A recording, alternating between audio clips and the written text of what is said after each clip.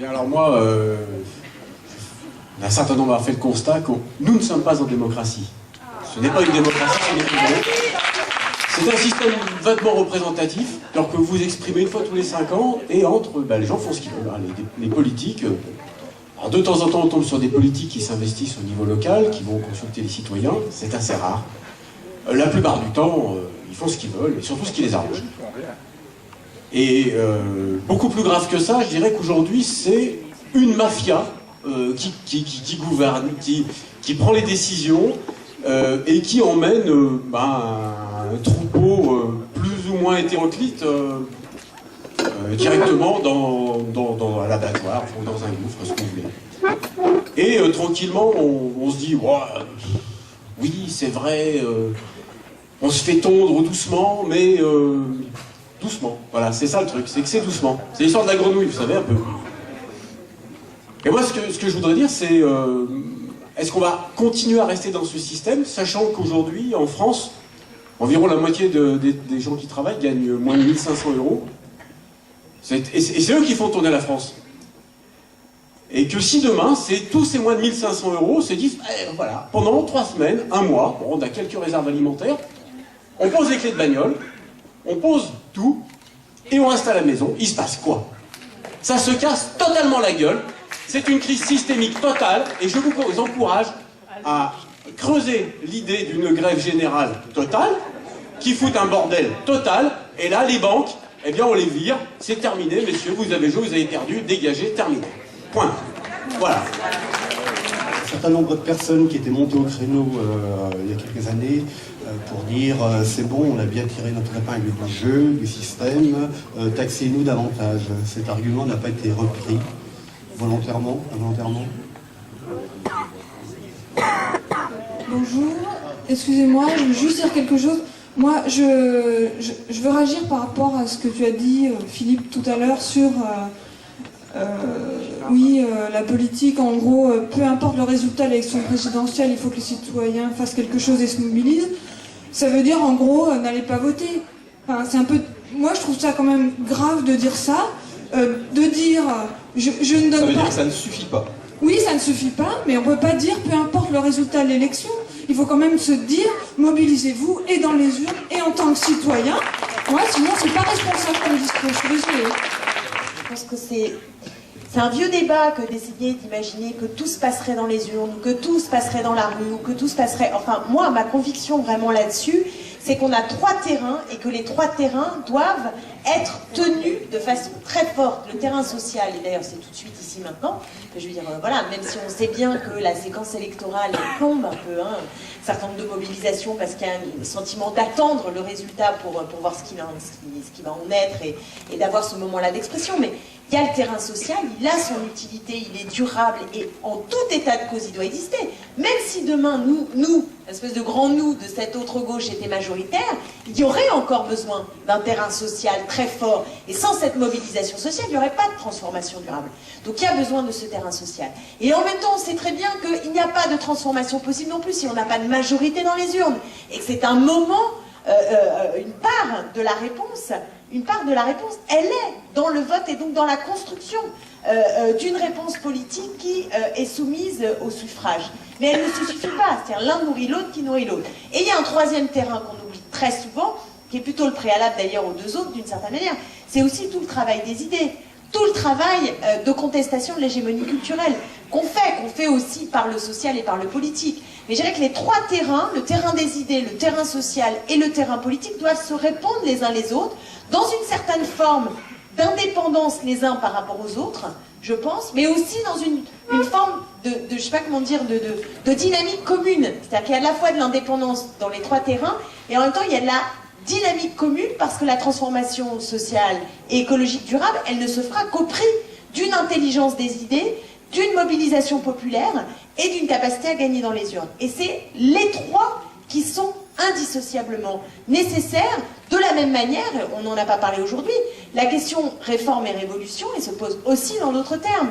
Et je suis désolée, mais je ne choisirais ni l'un ni l'autre. C'est-à-dire, je pense que pour qu'il y ait de la transformation, il faut une vision radicalement transformatrice et de ce point de vue donc révolutionnaire de la société, et dans le même temps la capacité, à des moments donnés, d'acter des compromis qui sont de l'ordre de la réforme et qui permettent d'avancer, parce que tout simplement, il y a aussi la question de la temporalité humaine, et on sait très bien qu'on ne peut pas passer de la société A à la société B en 24 heures, c'est tout simplement pas viable d'un point de vue même de ce que nous sommes sur tout un tas de choses, si on pense, là encore une fois, je fais la bouteille, que l'émancipation, des travailleurs sera l'œuvre des travailleurs eux-mêmes, l'émancipation des femmes sera l'œuvre des femmes elles-mêmes, donc il y a bien cette temporalité humaine d'incubation, d'appropriation des questions pour qu'il puisse y avoir cette transformation. Donc, je crois qu'on a conscience que le pour ou contre l'austérité, d'ailleurs, la dette, il va avoir lieu en réalité quasiment sous forme de référendum dans les urnes à l'occasion de cette élection, et je pense qu'elle est un moment, un marqueur, et j'espère que voilà, on n'a aucun intérêt à ce que ceux qui sont du côté de cette contestation des plans d'austérité fassent un sale score. Je veux dire, ça serait mauvais pour nous tous, pour notre bataille. Donc, c'est pas faire la campagne de tel ou tel, c'est de dire que nous avons un intérêt commun à ce que toutes les candidatures, et il n'y en a pas 150, mais que les candidatures qui disent haut et fort qu'elles sont contre la politique d'austérité et la logique des plans de rigueur, et bien que celles-là fassent les meilleurs scores possibles. Je voulais dire aussi un mot sur la question de la croissance, la camarade du Front de gauche qui disait, c'est vrai qu'il y a eu un bouger. D'abord, il faut quand même se souvenir, j'ai un souvenir, une grande manifestation qui avait été organisée par une intersyndicale, il y a 2 ans, je pense, à laquelle les Verts n'avaient pas appelé. C'était une grosse manif sur la question du pouvoir d'achat.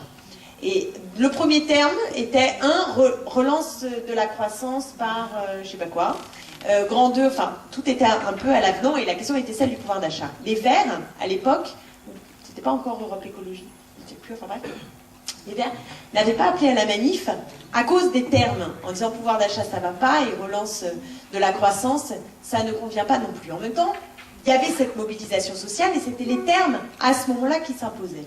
Et je pense qu'il y a un bouger, là aussi, assez rapide, depuis quelques années, qui fait que le Front de gauche, aujourd'hui dans son vocable, dit pas du tout relance par la croissance, mais relance par l'activité. Et je pense que ça change aussi la donne dans le vocabulaire. C'est pas la même chose, la relance par la croissance ou la relance par l'activité. Ça ne raconte pas la même histoire.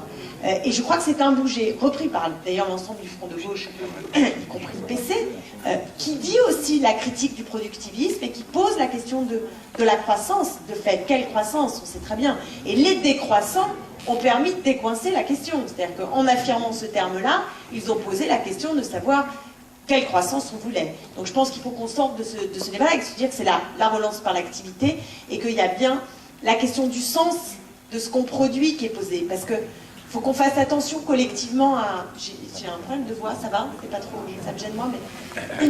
qu'on fasse attention dans nos réponses, parce qu'il y a une petite tentation, je vais dire route de décoffrage, un peu comme je le ressens, mais on a des éléments de réponse qui sont des éléments de réponse néo-keynésiens classiques. Donc on va relancer par l'activité, il faut augmenter les salaires, il faut taxer les plus riches, faire en sorte que les services publics fonctionnent, et relancer en investissant.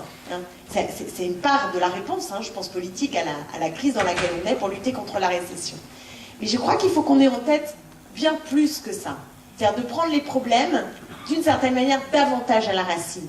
La critique du modèle de développement posé par les décroissants est bien au-delà, mais toutes ces questions-là, ils posent la question du sens de ce qu'on produit, du sens à être ensemble, du cœur de comment on travaille, de la question de la démocratie dans l'entreprise.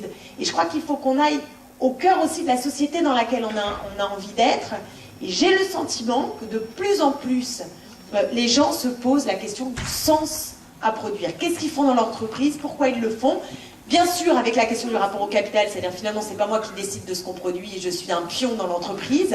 Mais au-delà de ça même, qu'est-ce qu'on a à faire ensemble, et quelle société on a envie de construire collectivement, quel bien commun on a envie de favoriser, etc.